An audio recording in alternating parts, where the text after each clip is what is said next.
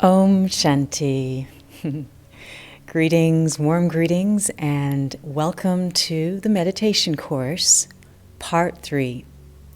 I'm Tanya, and we are L'Emergence, the Brahma Kumaris Raj Yoga Meditation Center here in Montreal. So we will be continuing our journey into this practice of meditation that's connected with a spiritual study called Raj Yoga. And this is a study that at its heart is about how to increase or upgrade the quality of my thinking, my speaking, my doing, by upgrading the quality of consciousness itself. It is to cultivate a spiritual consciousness and to move away from a physically or externally driven sense of self or awareness of the self. And so we looked at last week this how to start to lay out or practically put into place a meditation practice in your home. So hopefully you've had the chance to do that. And just to recap, that the idea of that was to set aside a space that you would dedicate to meditating every day. Ideally, first thing in the morning, as well as perhaps last thing or at least later in the evening before going to bed. And so the idea being to create a nice foundation or powerful foundation of newness, because this is all new. I think it's very few of us who have been going through our life with this idea that we are spiritual beings. Probably wasn't even something we thought of at all. It's just, I'm me doing what I have to do. But what that often leads to is we are living or we're driving the vehicle of our life completely unconscious as to what it is we're actually doing or what might be driving us. And so this is about living with more attention, more consciously, more proactively. And it requires knowledge, it requires practices, tools, methods. And so these are some of the things we've been exploring. So just to quickly recap, some of those things were to start to become aware of what is happening at, if you will, that first level of expression of the consciousness that I am, which is thoughts. Or at least one of those things, one of those subtle expressions is thoughts. And those are probably that first layer in which we can become aware of what is the state of the consciousness that I am. And so we're describing that consciousness, or we can call it the soul, the spiritual being, as a point of light, a point form of conscious living energy. And then I sit here in the center of the forehead of this body, like I'm sitting in a car. This is my vehicle, this physical body, and I'm driving it from that position. But am I awake or am I asleep at the wheel of my life? And so we look at the thoughts to get a sense of the state of wakedness or wakedness, and what can we do about the quality of our thoughts? One thing we could do is try and manage them all, but as was, looked at in the first lesson, if we're thinking between 10 to 40,000 thoughts a day, that's a full-time job. We don't have time for that. And so rather than policing our thoughts to ensure that only the ones that we would like to make their way out into the world in the form of perhaps words and actions are the thoughts that we choose, the thoughts that are of a higher quality, positive thoughts, benevolent thoughts, beneficial thoughts, rather than those either waste or unnecessary thinking, the thinking that is about regrets or worry or the patterns that we have of thinking that go nowhere, or even the more toxic thoughts, the negative thinking. So just to start to become aware. And interestingly enough, awakening a spiritual consciousness has merged in it an increase in that capacity of awareness. Often we go through our day completely unaware of what's going on in our head. We might start to get a sense of it when we start to experience, the feelings that are emerging because of what's happening inside. But often we're too engrossed in what we have to do and what's going on out there. So this aspect of thinking, to be able to use it as a tool to shift, to realize, perhaps I've been pulled outside of myself and I need to center myself back in that spiritual consciousness. That we need to practice our centering ourselves in that consciousness because it's not something that we've been used to doing. So that's when we sit, in a controlled environment, a safe environment of our home, maybe with a little light music, some subtle lighting, maybe a lit candle, and we sit and practice stabilizing in that spiritual awareness where I have an increased capacity to know what's going on in my head and to do something about it, to change the quality of that source of thinking itself, which is the energy of consciousness that I am and that I have. The other thing we looked at is what pulls me out of myself, perhaps the ways I've been identifying myself. And that was those 4 P's.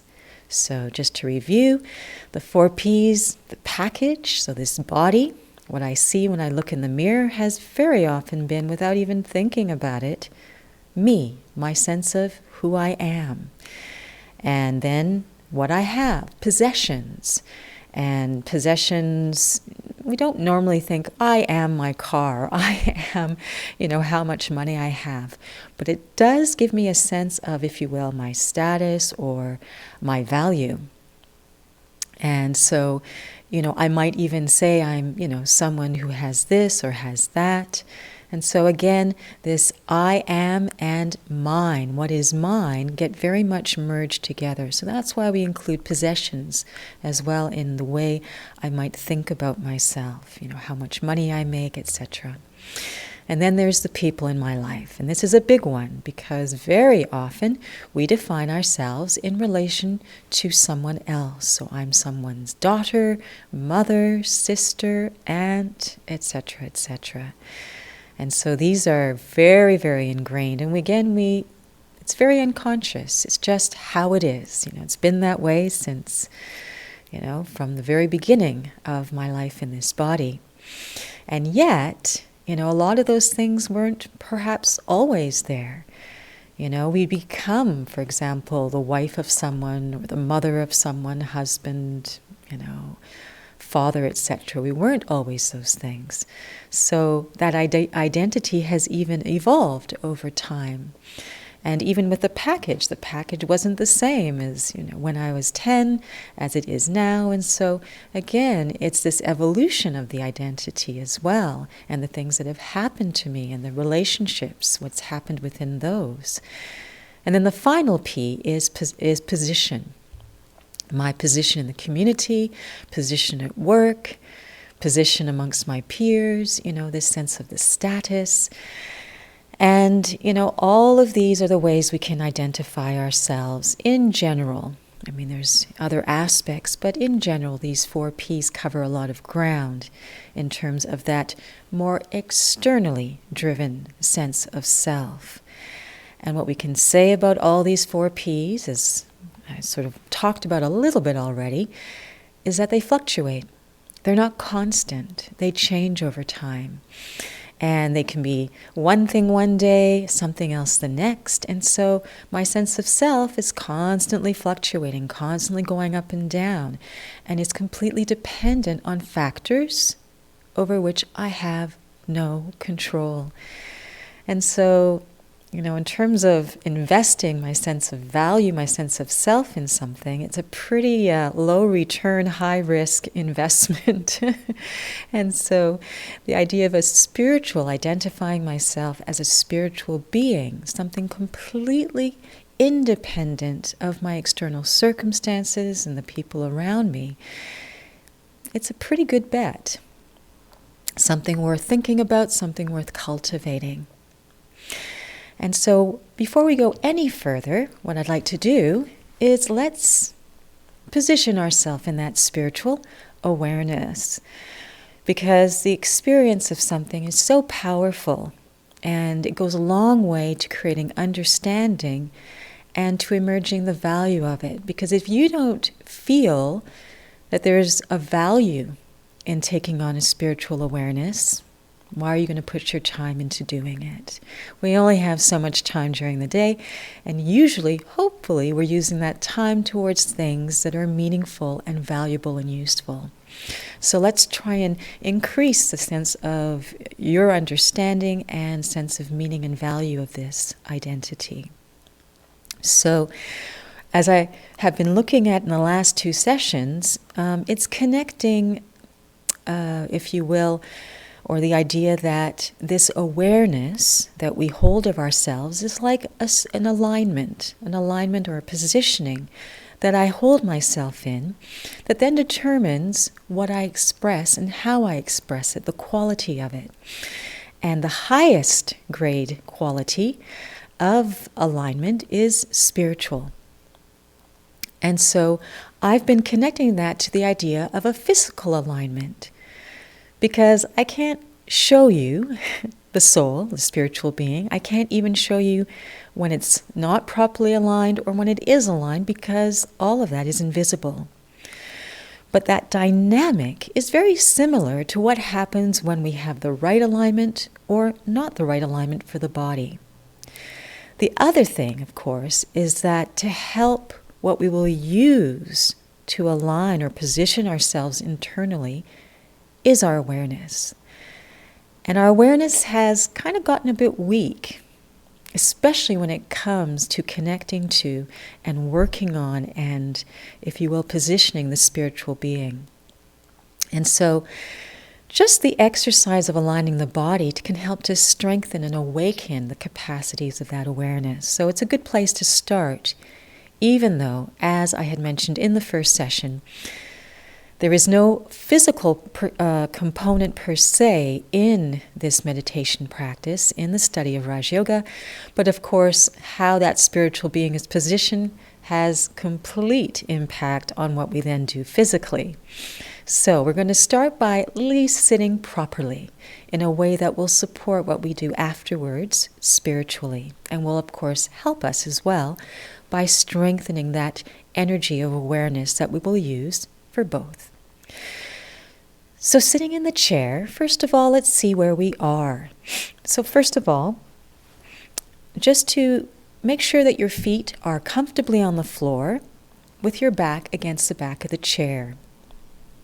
And we're just going to use the power of the awareness to observe, where is my body right now? What is the nature of the alignment? Because we want to become aware of indicators that show that the alignment is correct, be it physically or spiritually, and indicators that show that it's not. So as we sit in the chair, the indicator we're going to look at is the breathing. And so what we want to see is, where is that breathing? Where is that movement taking place? And for most of us, it's usually in the belly. Now, just to mention again, belly breathing, which many of you have probably heard about. There's belly breathing, or there's rib cage or thoracic breathing. These are pretty much the 2 main types. Belly breathing is what we do when we're sleeping. So if you're belly breathing when you go to sit to practice your meditation, there's a very good chance you might fall asleep. So we want to shift where that breathing is happening into a more active and more supportive of an alert state into the rib cage. So usually what the problem is that the spine is not properly aligned, the position of the pelvis and the rib cage are not accurate. So what I'd like you to do is, using the power of your observation, your awareness, focusing on the back of your rib cage, you're going to slowly roll your rib cage up the chair. Take your time, don't force it. Give the body the time to very easily, comfortably adjust until you feel the shoulder blades into the back of the chair. and you feel some pressure of the weight of the rib cage at the shoulder blades into the back of the chair. You may have felt your pelvis shift or rock forward so that it's more on top of the sits bones. And in this position, the ribs very naturally become more open, more free, and they're not sort of sinking down, crushing down into the lower organs. And you may also observe that now there's a bit of movement perhaps in the rib cage. And at the lower rib border, where the diaphragm is, the main respiratory muscle, there's some movement there. The diaphragm can be more active, more fully involved in the breathing. It also helps to create more lift and elongation in the spine. And the head can be more properly positioned on top of that spine in alignment with the other structures of the body. In this position now, keeping that weight on the shoulder blades, using the power of your awareness, I want you to envision strings attached to your knees. And using that power of your awareness, of your mind, you're going to start to gently pull those strings upwards. Pull, pull, pull. As if you want to pull up on the lower leg or the knees. And you'll observe that the weight starts to lift slightly at the feet, but the feet stay on the ground, comfortably on the ground, but they get a little lighter. And you may also feel adjustments in the pelvis and lower back, a little bit of an arch in the back of the pelvis, a feeling of opening at the lower ribs, stretching at the diaphragm, widening across the chest, an elongation and lift through the spine. You may feel some muscles starting to engage in the lower abdomen, lower back, and a sense of opening, lightness, freedom. And the ribs now gently expanding, opening, stretching in all directions with the breath. Allowing that to happen both through your awareness, through your understanding, and through your will. That you're willing it to happen very gently. So all of these changes we've created in bringing the body into a more true or accurate alignment, allowing the breath now to emerge in the rib cage where the lungs are, creating that nice elongation, decompression of the spine, activating the support muscles of the lower back. So many things have happened just through that positioning of the shoulder blades and pulling up on those strings. And now, using your power of your awareness, feeling where your whole body is, how it's positioned, the bones especially,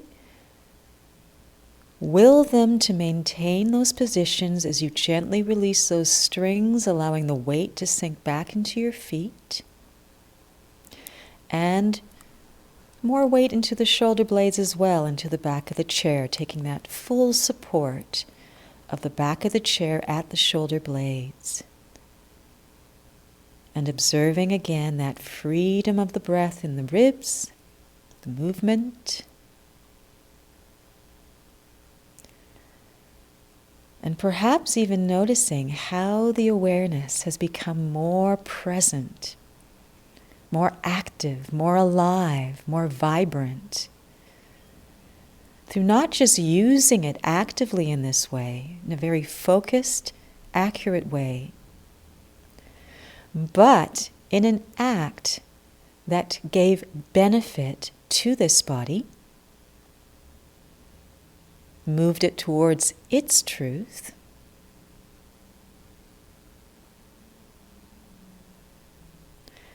and so every action that gives benefit feeds, nurtures the spiritual being that I am.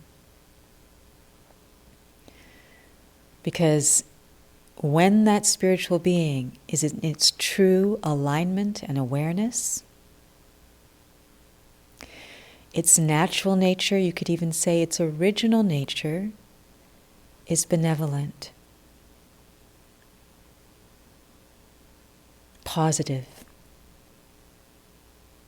kind and compassionate. Because it's those qualities of action that give the highest quality of life. It's when we cause harm that the quality of our life plummets, is reduced. And so just this simple act of aligning the body has nurtured and empowered my spirituality.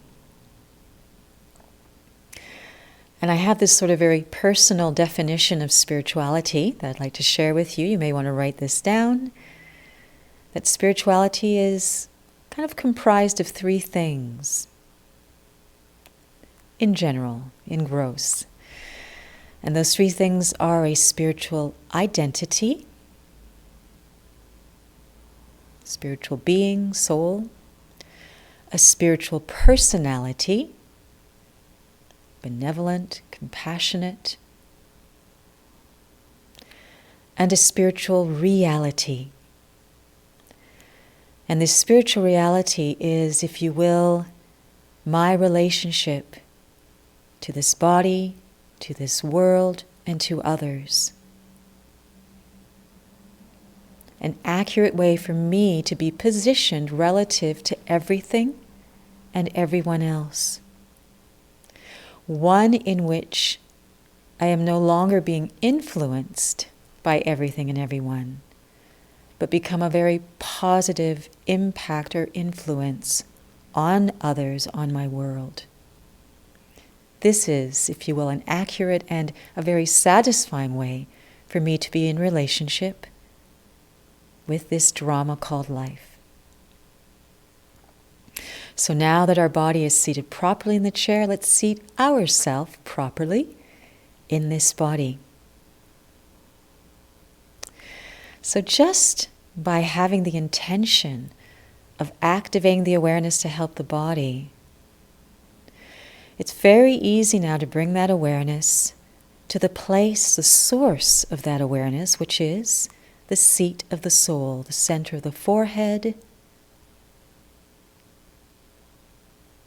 and into that energy of seeing that was referred to as drishti, that energy just in front of the eyes. Sometimes that seat of the soul and the soul itself is referred to, or the awareness, the spiritual awareness, is referred to as the third eye. And that third eye now is fully awake and open. And just as that expression indicates, it's a third eye, meaning in addition to two others, which is why I like to add in the two physical eyes. And there's another reason for that.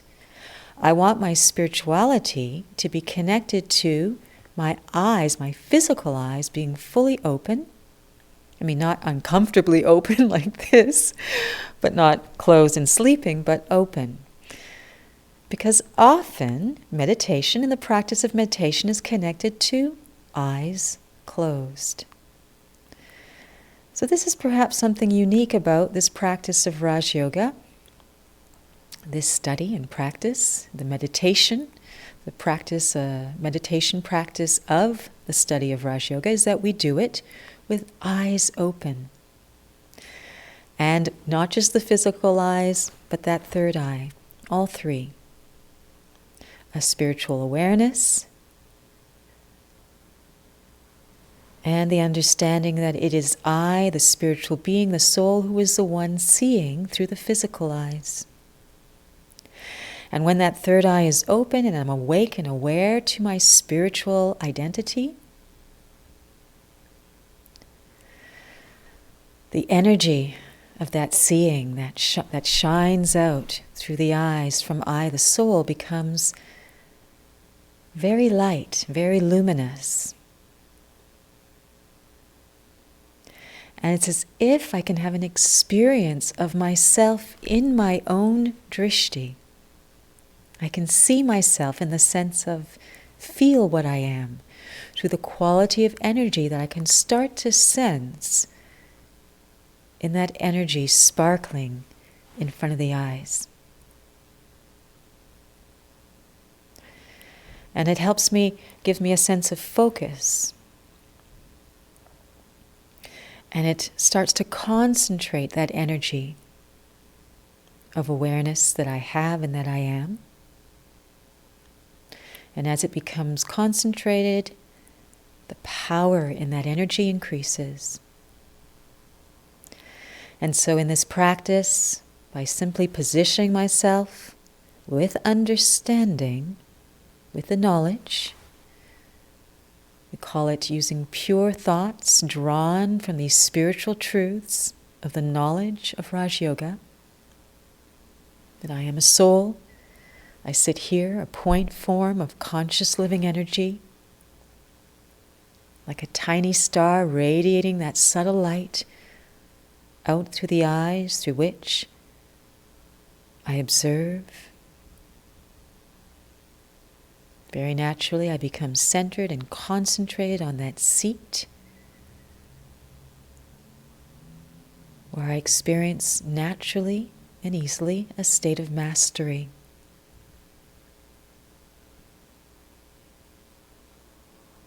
And where I feel liberated, that I am now independent of my environment. I can observe it, I can act upon it, but I move beyond the influence of it. And that environment can be the people around me, the things that are going on, but even sometimes the inner environment of the things that have been recorded in the soul. And this is something we're going to look at following this exercise. The influence doesn't come from just out there, but from within the soul itself, that can pull me away from this spiritual identity, make me forget, make the eye close,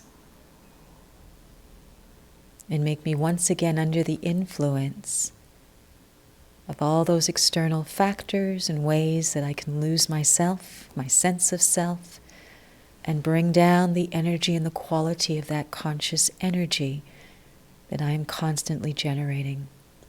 And through that, the quality of my thoughts, my words, my actions, my life. And so just sustaining, if I start to drift away, coming back to those eyes, the soul, the physical eyes, the awareness, the drishti, observing that spiritual personality that is emerging, that is becoming more present, more vibrant. The stillness, the silence, the stability, the calm. A very sweet silence, not empty, but a silence in which the beauty, the power, the qualities of the soul that I am can be felt, can be known. But one experience that is such a treasure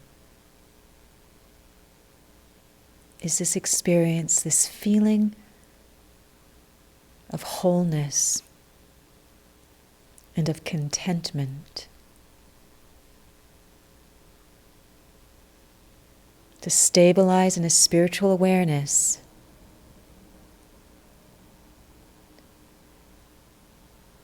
is to be liberated from the unending desires and expectations and fears and worries, etc., that pull us in all sorts of directions, that compel us to do things that we often can regret.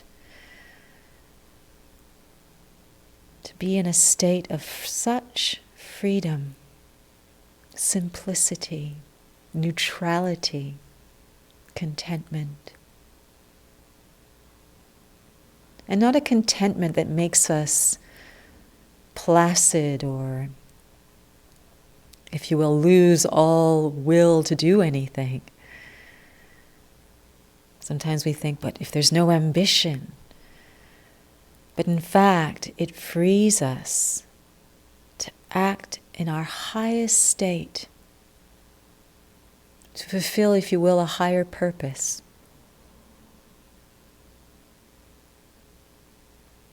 To fulfill, if you will, this pure desire in the self, to be useful, to have a positive impact on others, on the world, to fulfill another destiny, if you will, than perhaps the one we've been pursuing or been under the influence so far.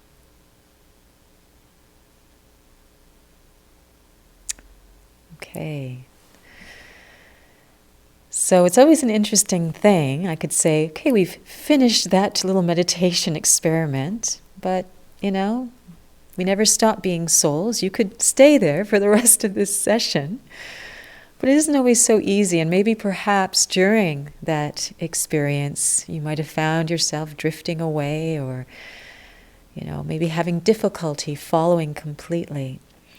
And that's because we've, of course, not been doing this, and we're quite weak in this area. And it's extraordinary that we can be weak in an area of being, of what we are. And yet, I see this all the time on a physical level. One of the most difficult things to do for the body is to change the way we stand and we walk, our gait, because we are creatures of habit. Yeah, we are creatures of habit, and we're very easily influenced. And often those influences make us forget what it is we actually are trying to change or shift. So I can have taught someone for weeks, months, sometimes even years, and they have a great deal of understanding of the right alignment that their body should be in when they're standing, of how to get their body into that alignment. They're able to do it. But as soon as they start to move, to think about other things, they fall back into old habits of posture and of being influenced by the other activities to forget about what they've been trying to cultivate in terms of the correct posture. And so this aspect of being influenced and forgetting, and then these habits that kick in when we forget, it's the same thing within the soul. So being creatures of habit and being influenced are not necessarily bad things. But we have to make sure that the right habits are what are operating, the right programming. We had, if you will, an original programming when we first came into this body, when we started to operate, and that programming was more pristine. But over time, in the same way that, you get a computer and the programming, it's fantastic, but as soon as you start plugging it into the World Wide Web and downloading and all sorts of things, corruption creeps in, viruses, etc., and the files become corrupted, and suddenly the applications aren't working the way they're supposed to, and everything, even just a huge crash. Well, souls are similar. We have a programming. We had an original programming that functioned optimally. But then as we started interfacing with the big wide world, interacting with it, those files became corrupted. That programming started to take on acquired aspects. And because we were completely even oblivious to what we were and what was actually allowing that programming to work so well, and sort of embracing and allowing all these things to come in without any sort of gatekeeper or, antivirus protection, the effect on that programming was such that now we have a programming often operating that isn't ideal. And how do we know that? Well, you go at the end of the day or even during the day, if you ever have the thought, oh, why did I do that? Why did I say that? Or I don't want to think this. I know this isn't the right thing to think. And yet we can't stop ourselves. Before I started this practice, I was very aware of often what was going on in my head. And I would often feel, okay, it's time for an attitude adjustment because this is ridiculous. You're kind of, angry at people for absolutely no reason, or you're ranting in your head, or all these things that are indicators that things aren't ideal in there. And yet, yes, I would take the time, and perhaps the effort I would exert would have a temporary effect, but I would keep falling back into that same hole, that same inability to really manage that inner world. And so this practice of Raj Yoga was extremely attractive to me for that reason, because it was important to me to be able to manage my expression, to manage the quality of my actions, to not cause harm, to not feel that my life was just one train wreck after another. This was rather important to me, and perhaps I'd like to think it's also important for many of you. And so, to have a practice that can start to address what's happened to the programming was like, okay, where do I sign up? And so when we sit in meditation, it's kind of like when we lie down on the ground, the body, to start to realign, to start to strengthen those muscles of the correct posture. It's an environment where we're out of gravity, out of the things that can influence and pull us back into the wrong habits. So we sit for meditation in a controlled environment, and we position ourselves so we can start to bring the spiritual being back into a state where that original pristine programming can start to emerge. That doesn't mean that the acquired elements are suddenly gotten out of the way. It's kind of a kind of controlled environment. And once we go back into the world, depending on how strong and how much we have empowered that accurate positioning, we can find ourselves once again being influenced by, a deadline at work, or something someone says, something that happens, just getting stuck in traffic. Which, isn't it nice now not to be stuck in traffic? But, all these things that can, as we say, push our buttons. And if we've kind of drifted a little bit away from that spiritual awareness, that old programming comes right back in. So one thing that we have to really, make a big effort for, and this will require our will, that we every day and several times a day, we have to keep reminding ourselves what matters. Cultivating this spiritual awareness as I go through this day is extremely important. I must pay attention. If you want to move away from the wrong programming running and being influenced by external factors, you have to pay attention to even be aware when those things are happening. And so to live your life with greater attention is a key element in the success of this practice. I was a performer for many years, dancer, actor, singer, whatever. And it was always interesting to me that as soon as I was on stage, the attention was unbelievable, because off stage, I have to admit it, I was quite accident prone.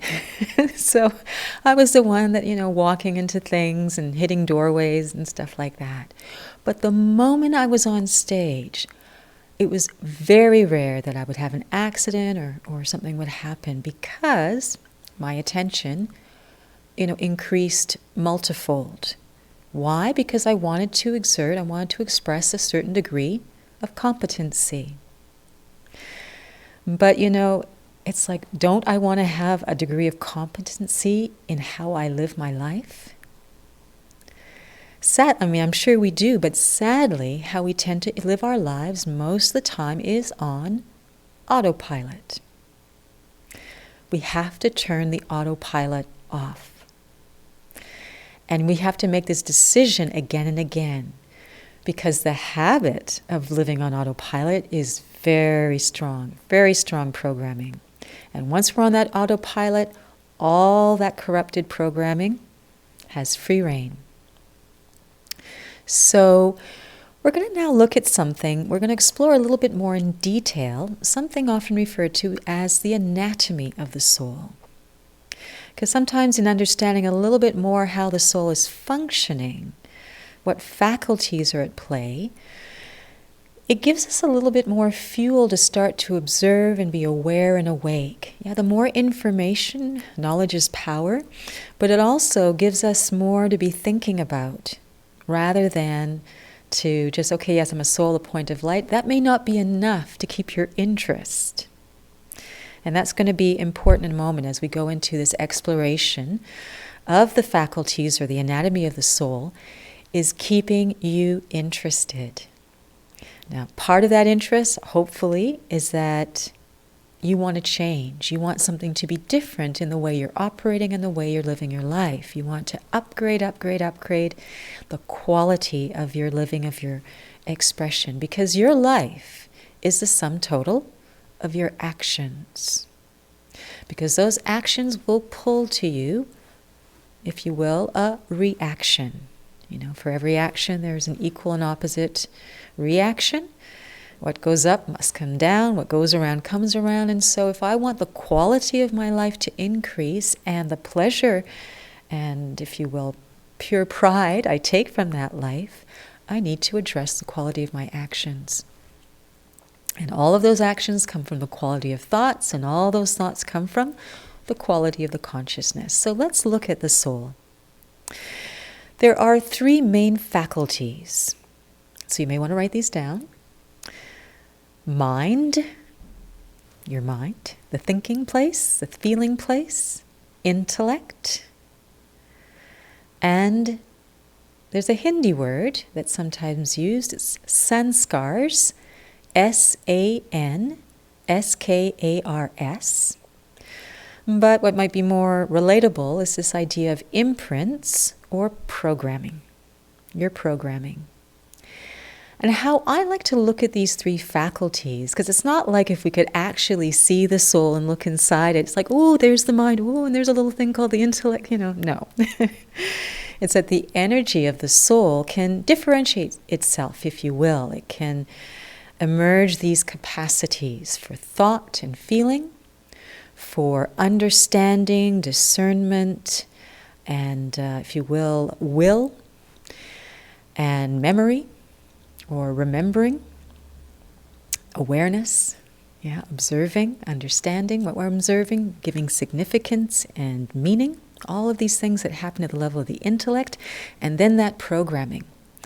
And I like to think of them as depths of the soul.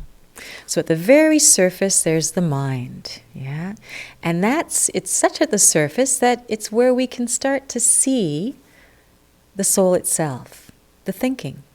We can be aware of our thoughts. The deeper levels, not always so easy to see, but the conscious mind, you could say, right? We can see the thinking. We can be aware of what our feelings are. So these are things that happen in the mind, thoughts and feelings. And so they're at the surface. And just as like on the ocean, it can be very calm and smooth, or it can be very tumultuous. And so if we're living our life just at that level, it's going to be quite the ride. But often that's all we have awareness of, is kind of what's going on at the level of the mind. Going a little deeper, we come to the intellect. And the intellect is like the muscles of the soul. This is where everything is happening, or everything should be happening. This is where we need to be active. But that intellect can be quite weak, can be quite asleep. almost like a remote control that is dead.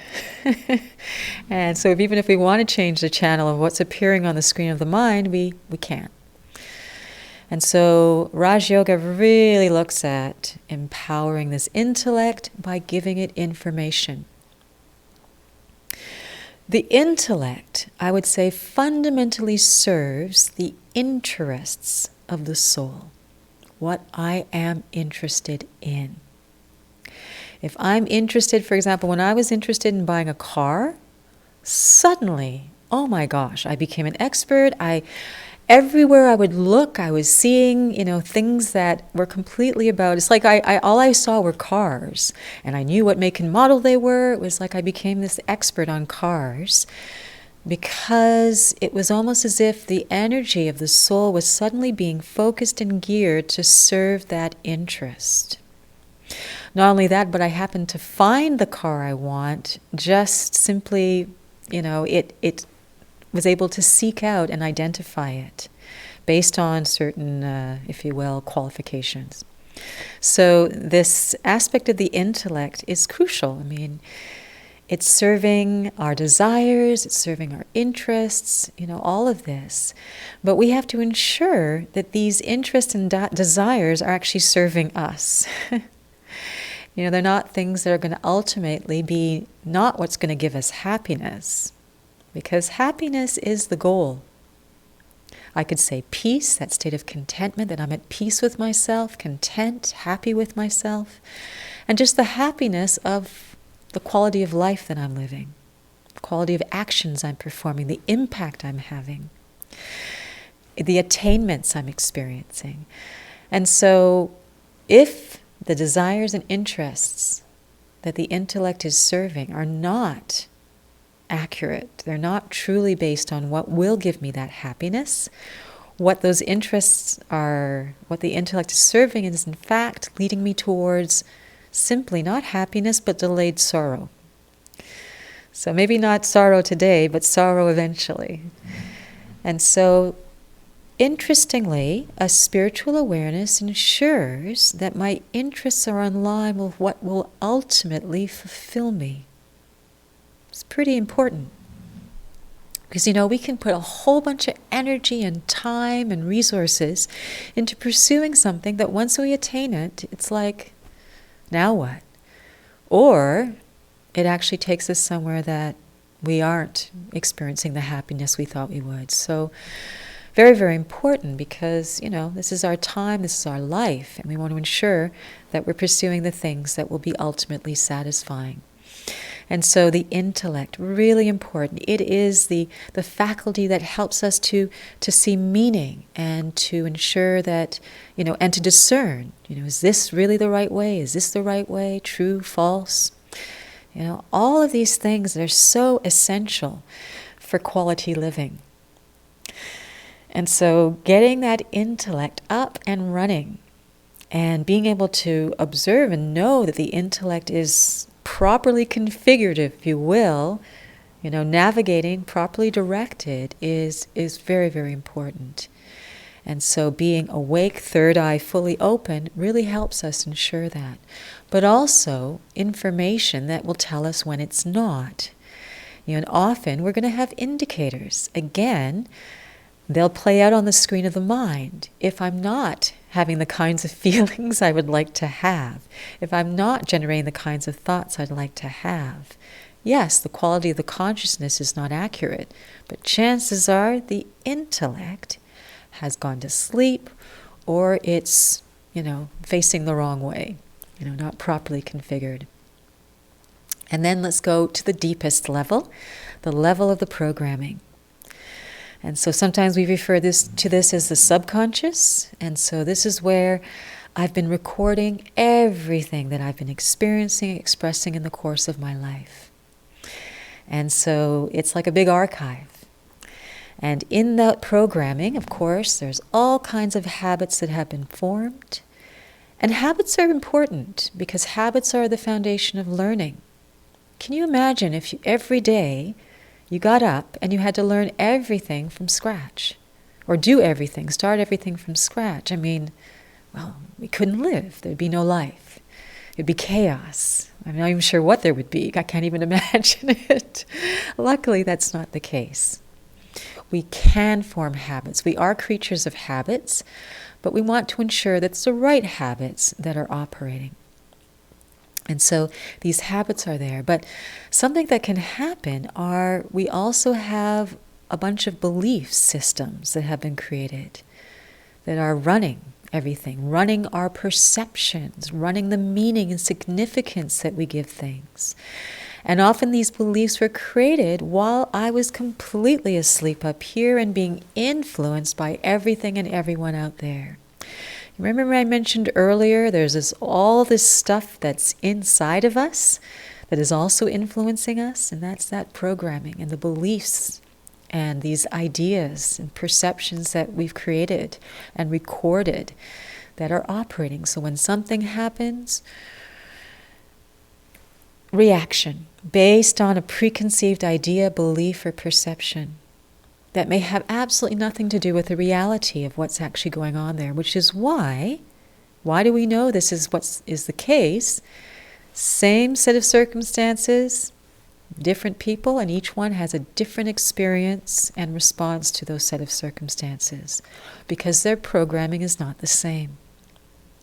If I want to share the most ideal programming, that original programming, is available to me, I need that third eye open. I need my intellect choosing to keep that third eye open, to stay actively engaged as a spiritual being. And so I can access that original programming. So these depths of the soul, at the surface, where we can see what's going on inside, in the middle area, where we can choose, where we can discern, or we can give meaning to what we're seeing at the level of the mind, because at the level of the mind, that's actually not where the discerning is. It's the intellect that's seeing what's happening at the level of the mind and saying, whoa, we need to create a shift, or yes, let's keep going, or is completely asleep and just letting the mind run. And of course, once the mind is running, everything else follows, and we get the result either that we wanted or we didn't want in terms of quality of actions and interactions. So these elements, not that I need to spend too much time, I can think about them, but to understand that quality of life is completely dependent on that quality of programming. And the intellect needs to keep choosing the quality of consciousness that's going to ensure I have that programming running. So that what I find is I don't have to try and work hard to do the right thing, the nice thing, the good thing.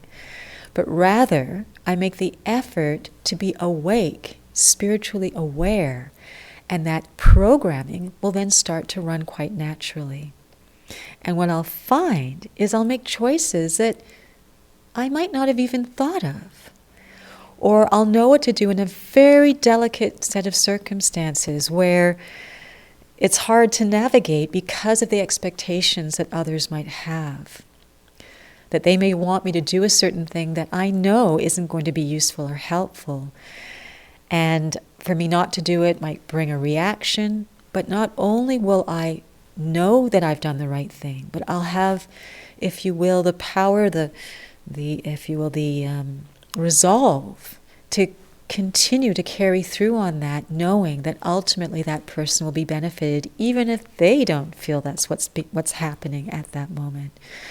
So it's a state of protection, a state of stability that I give myself, and a state in which I can feel honored by what I then do and choose to do.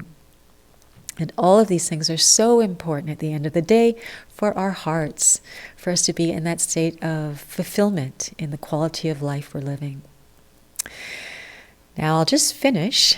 Again, I want to kind of tempt you for the week ahead, for the next, the final session, in that I'll just mention that just stabling in that spiritual awareness, it is essential, but it's not everything.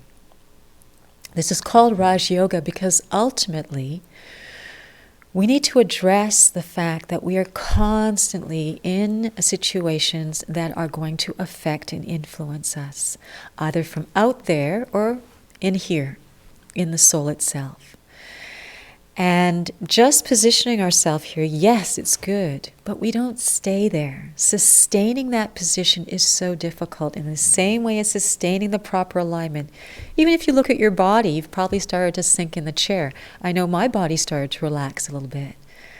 Yeah, sustaining what is the accurate, true position and alignment takes a lot of practice, but also I need to do something about those things I've acquired internally. How do I address that? We are creatures of habit and we are easily influenced. Let me not just be under the influence of everything out there or what's been recorded within me, the habits and the wrong programming, but let me now put myself under another kind of influence. We need also to connect to an influence, to a being, that will only nurture and empower and feed our spiritual awareness, our spiritual identity, our spirituality. And so that's what we're going to explore in the final session. Yoga or union with this one unique soul who, just as this body, I have a parent for this body, actually I have two. The parents for this body are not the parents of I, the soul. We're going to learn about and explore that relationship and that union and, if you will, the benefit and the necessity of that connection and re-emerging that relationship in a meaningful way with that unique soul that we refer to as the Supreme Soul, who will only have the most benevolent, uplifting, and empowering influence on us, on our spirituality. And that is essential to start to remove, just in the way that if I've held my body in the wrong shape for years and years and years, that fascia, that connective tissue that holds everything together will start to tighten and will adapt itself to that wrong alignment, so that even when I try and change it, the fascia will keep pulling it back. It's like that programming will keep pulling me back. As soon as I'm not thinking about keeping the alignment, the fascia will pull me back. As soon as I'm not thinking about that awareness, I get influenced and the programming pulls me back into the wrong identity. I need someone who's not just going to empower me staying there, but is going to also help to remove and to restore that original programming, to heal, just like a massage therapist will help to remove the tightness of that fascia, to free it up and help the body then to be able to maintain that spiritual alignment. So hopefully that is of interest to you, how we can sustain this alignment, not just when we're sitting really awake and aware and attentive, but as we go through our day, when we lose focus, get influenced, get off track, and find ourselves losing ourselves. So that will be the goal for next week. Before we conclude, I just want to take a moment to once again seat ourselves in that spiritual awareness, spiritual alignment. So now it should be second nature to seat the body properly. Again, nothing is forced, everything done with the care, the lightness of the soul. To position the shoulder blades against the back of the chair.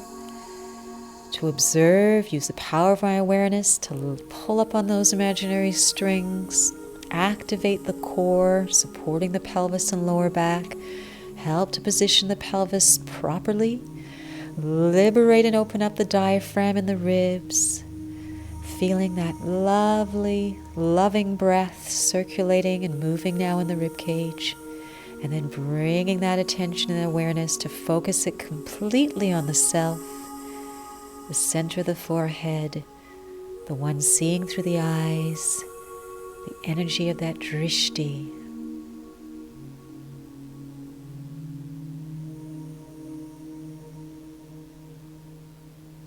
The observer of the breath in the body and of the breath of the spirituality in the being. Feeling that silence, that stillness emerge, that state of contentment, of inner peace. Powerful position.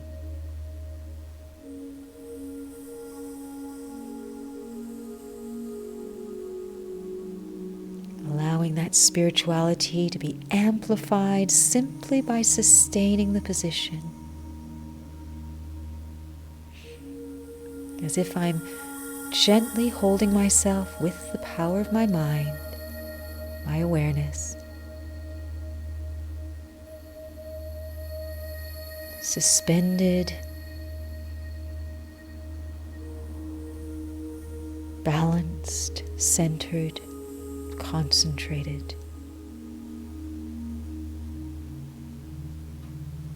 Fully alive and present as the soul seated on the seat, the throne of the forehead, the seat of mastery.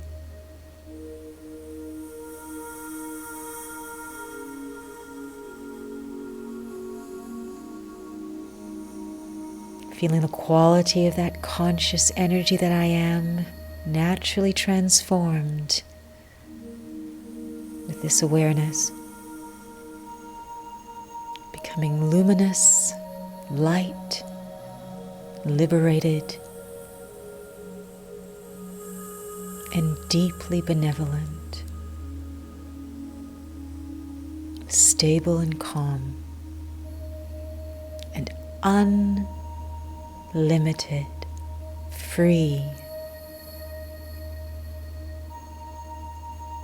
State of such contentment, fulfilled in the simplicity of my own being, in its original, elevated state.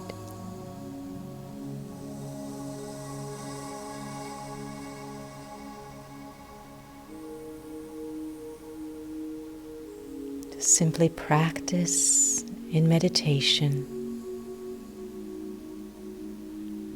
this fundamental state.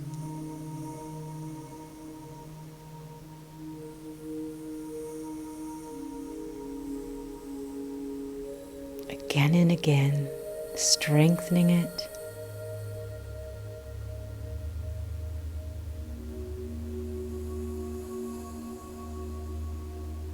And recording in the programming the experience of it.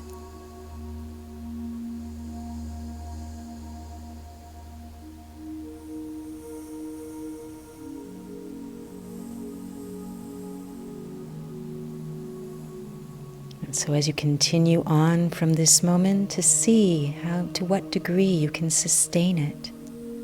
Be present as the one seeing through the eyes. The one generating the breath in the body, but with such a different quality of energy, of awareness. Practice this. Enjoy it. Observe it.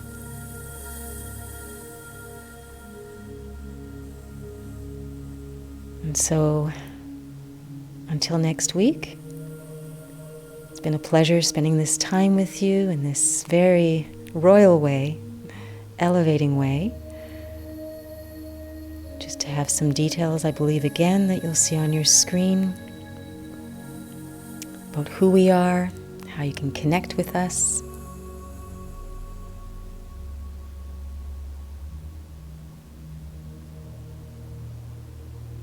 Perhaps you've already seen them. I'm not sure what my camera person has been up to, but it's been a pleasure. Om Shanti. Until next week, take care.